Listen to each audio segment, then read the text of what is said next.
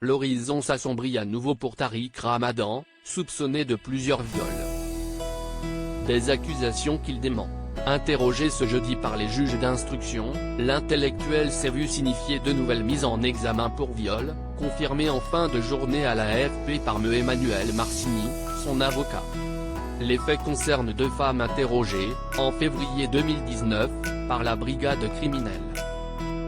À partir d'un important stock de photos pornographiques appartenant à Ramadan, les enquêteurs avaient identifié plusieurs de ses anciennes conquêtes et en avaient interrogé une dizaine.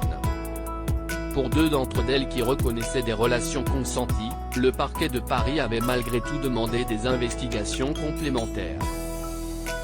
L'une de ces deux femmes s'était, selon la AFP, récemment constituée partie civile. Contrôle judiciaire très strict. Âgé de 57 ans et souffrant d'une sclérose en plaques, Tariq Ramadan est apparu assez éprouvé physiquement à son arrivée jeudi au tribunal de Paris. Il était accompagné de son épouse et de sa fille cadette qui, selon des sources proches du dossier, se sont installés au Royaume-Uni. Soumis à un contrôle judiciaire très strict, le théologien vit lui-même à Saint-Denis, Seine-Saint-Denis.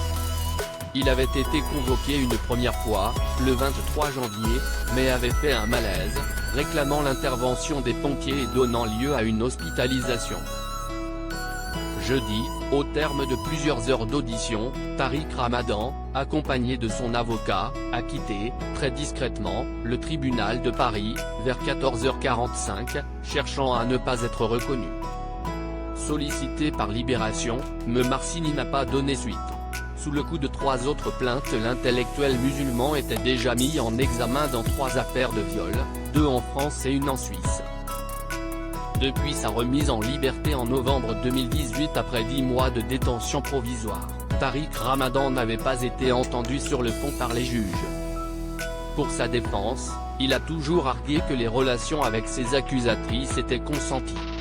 À lire aussi le retour de Tariq Ramadan fâche dans les milieux musulmans. Outre les mises en examen dont il fait l'objet, Ramadan était sous le coup de 3 autres plaintes.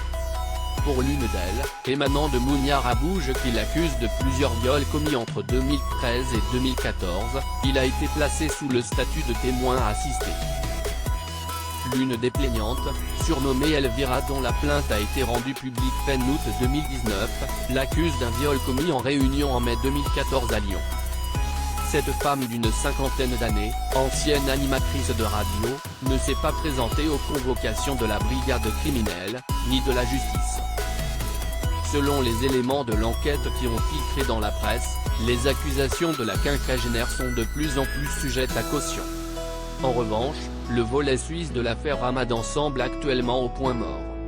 À Genève, les avocats de Brigitte, un prénom d'emprunt, se sont récemment alarmés des retards pris. Il revient au juge d'instruction français de fixer la date des auditions et des confrontations qui auront lieu à Paris. À cause du contrôle judiciaire auquel il est soumis, Tariq Ramadan ne peut quitter le territoire français.